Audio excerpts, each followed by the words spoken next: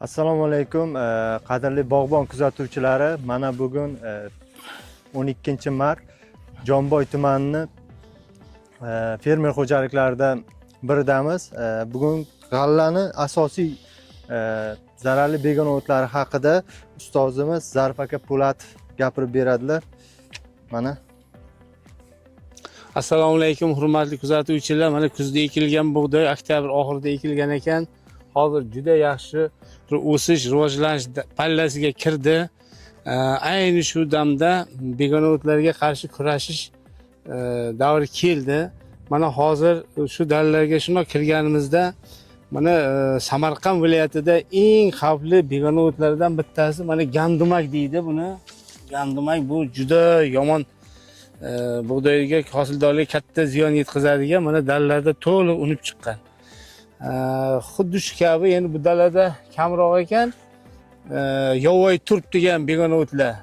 Yovvoyi raps ham deydi uni, perko deyishadi. O'shalar ham ko'p, boshqa dallarda biz ko'rdik.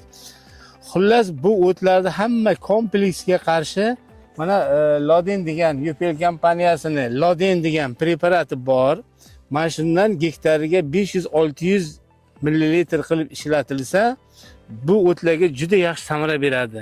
Bu ikki pallali begona o'tlarni hammasini o'ldiradi. Bug'doyga umuman ziyon ta'siri yo'q.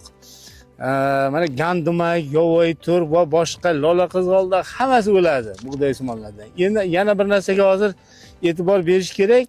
Mana dallarda yovvoyi suli, keyin mana bu dallarda ko'proq raygras degan begona o'tlar ko'p ekan. Mana eng ichka bo'lib bargi yaltirab turadi. Mana shu raygraslarga qarshi mana UPL kompaniyasini demak yovvoyi suliga qarshi Starpik degan preparati bor. Gektariga 150-200 grammdan juda yaxshi samara beradi. Agar dalada mabodo raygras ko'p uchraydigan dallarda mana bu bog'bonda Axial degan preparat bor. Bu gektariga 1 litr 200 grammdan ishlatilsa bu ham yaxshi samara beradi.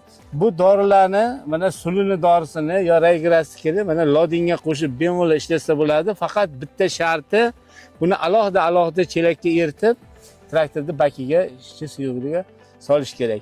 Keyin yana bir narsaga e'tibor berish kerak. Shu ishlov davomida shu traktor mana misol uchun necha gektarga bitta zapravkasini necha gektarga sepadi.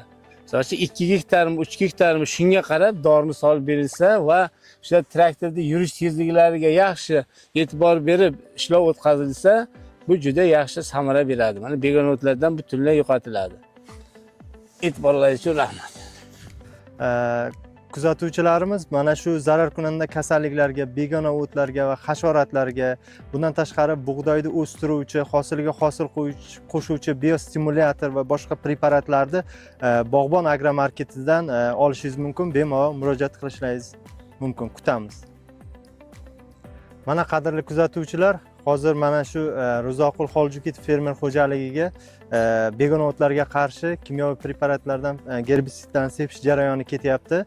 Bundan tashqari xuddi mana shu dalada keyingi o'sha zarar so'rovchi zararkunandalar, bug'doy tripsi, zararli xas va bundan tashqari bug'doyda o'sha kasalliklarga, zang kasalliklariga hamda boshqa kasalliklarga qarshi kurash jarayonini ham bundan tashqari mana shu gerbisidimizda ta'sirini ham keyinchalik yana videoga olib sizlarga ko'rsatamiz.